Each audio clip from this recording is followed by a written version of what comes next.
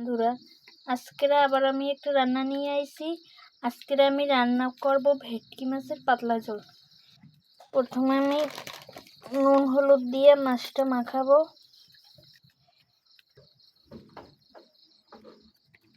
ভালো করে মাখাইয়ে এবার ভাজা দেবো।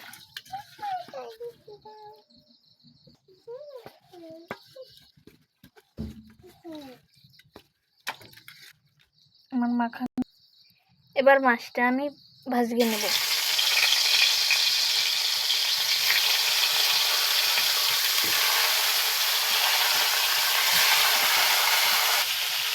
এবার মাছ আমি উল্টাবো,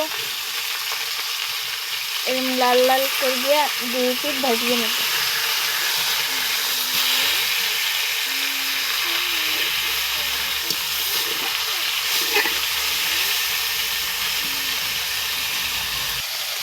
আমার মাছ ভাজা হয়ে গেছে, এবার আমি উঠিয়ে নেব। এবার কড়াইতে তেল দেবো, তার ভিতর জিরে ফোড়ন দেবো। আর আমি কড়াইয়ের ভিতরে হালকা জল দিয়ে দিছি, আবার একটু জল দেব। এরপর দিয়ে দেব হলুদ গুঁড়া, আদা বাটা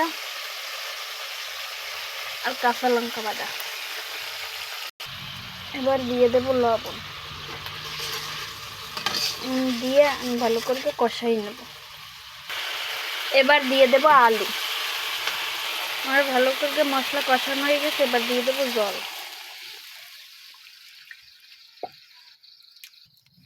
এবার আমি ভেটকি মাছগুলো দিয়ে দেব।